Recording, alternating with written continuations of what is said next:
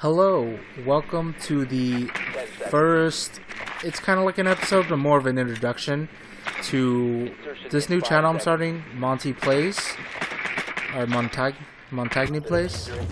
Basically on this channel, all I want to do is pure Montagne and Clash content, basically shields on each side.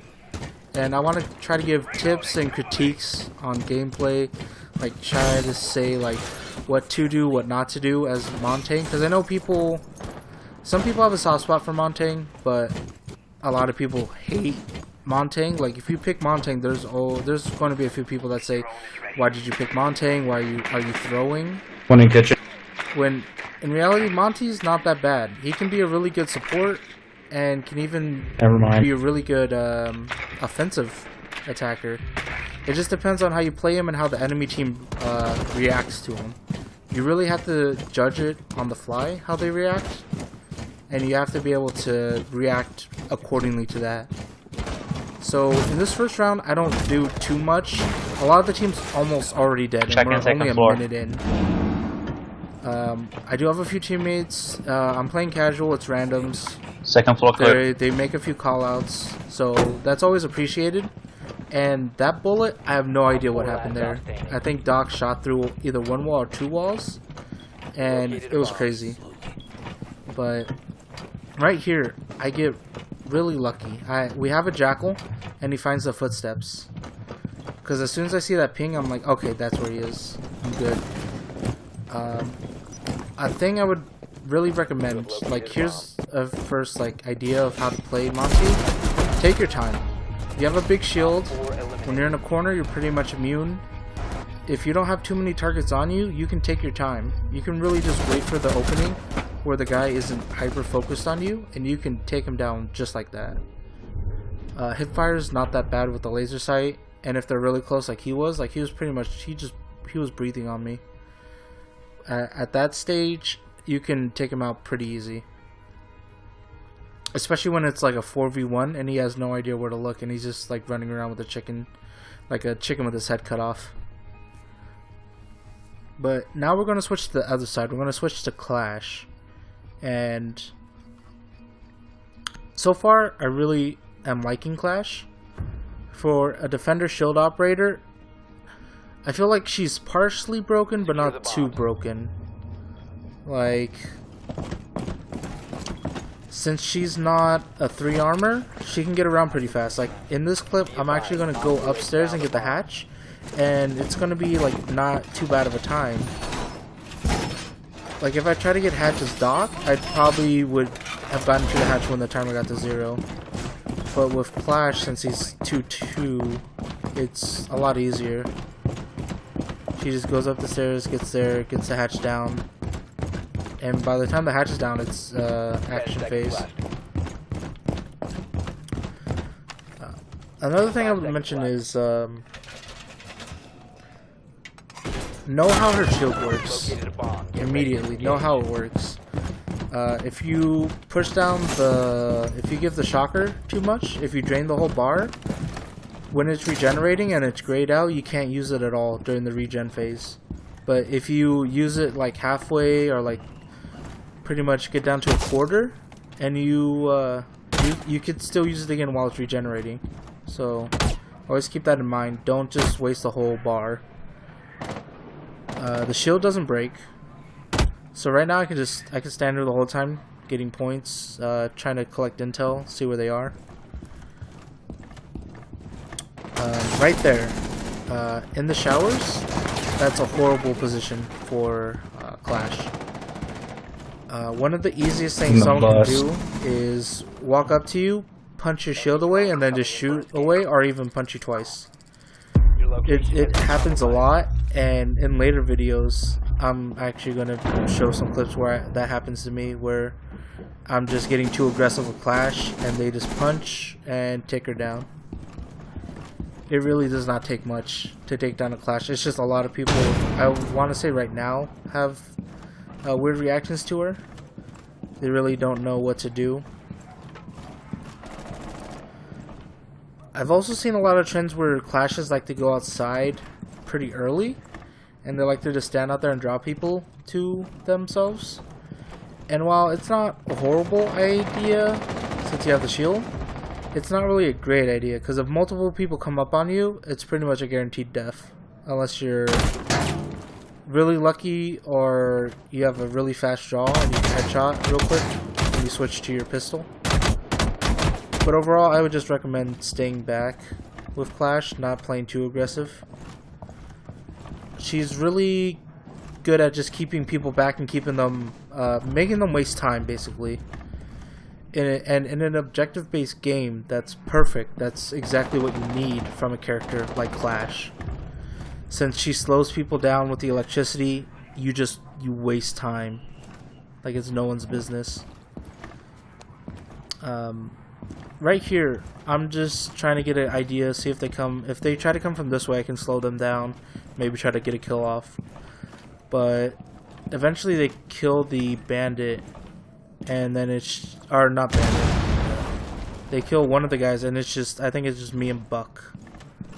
Enemy is about to scan the area. And do you guys know anything about like Monty and Blitz? And then I guess also Fuse. Grenades don't do as much damage if you're facing them. That also applies to Clash.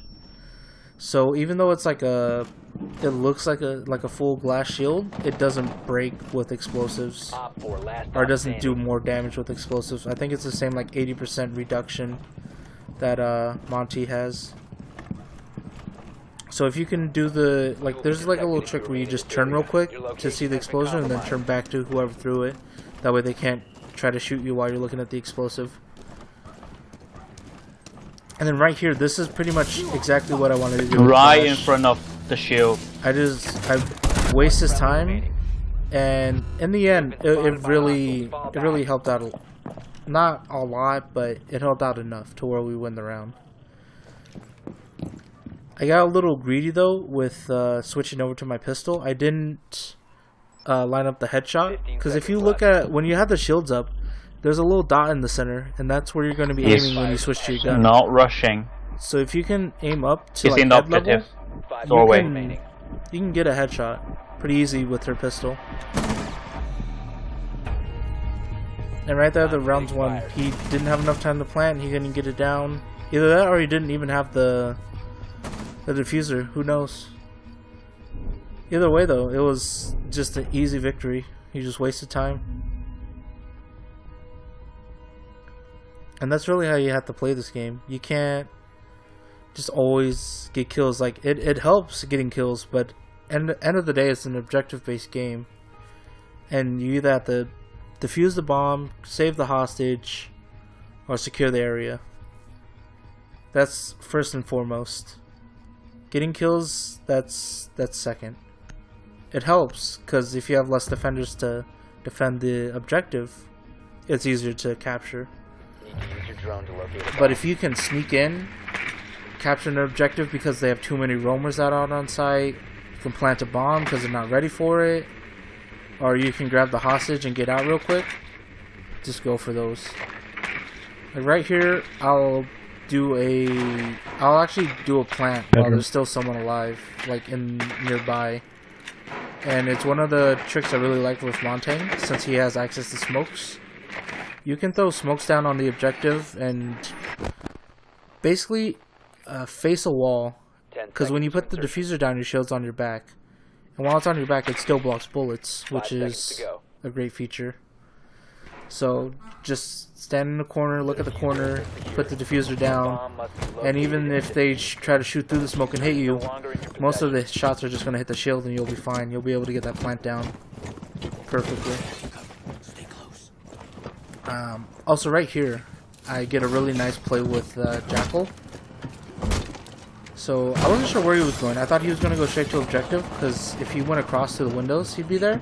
But he actually ends up coming down here with me, and he finds Caveira's steps. So we start going on a mission to go find her. But at the time we didn't know it was Cav, he didn't call it out. So I was just going for whatever. But since she stayed in the tunnels, I was like, okay, this shouldn't be too bad of a kill. But she gets away, and a thing I would recommend is always have your ping ready, so you can kind of give hints to where the person's going, whoever's in front of you. And be good at like doing like field of death pings, cause like I'm pinging that she's in the back. That way he knows she's back there. But if she came closer to me, I would have pinged at the ground. That way he would have had a better chance to try to shoot her through the wall instead of like risking himself. Right here, sadly, I get downed by the goo needle. But luckily, I have a lot of teammates nearby, and they're able to pick me up. And it's a good reset versus like the health I was at before I hit the goo. Also, I don't know what happened, but for some reason the Lesion jumped out the window, and he just got destroyed. A lot of the times I'll never recommend just straight up jumping out. But you know, some people do it, they know what they're doing. That's great for them. I'd also recommend as Monty to check rooms. A lot of the times when I play Monty, I will not drone. I'll just use myself as a drone. I'll go room to room, check it out. And then here's the strat I was talking about. Just face a corner, put that diffuser down in the smoke, and then you just have to defend it. Just sit in the corner and wait. Luckily they're able to kill him though pretty easy. So it's not even like too big of an issue. He just like comes out and it's pretty easy. Yeah, it's just, that was it. But I'm looking at the timer and I'm gonna have to say that's it for this episode. Hopefully you guys come back for more Monty plays and I have some more interesting stuff to show you. See you later.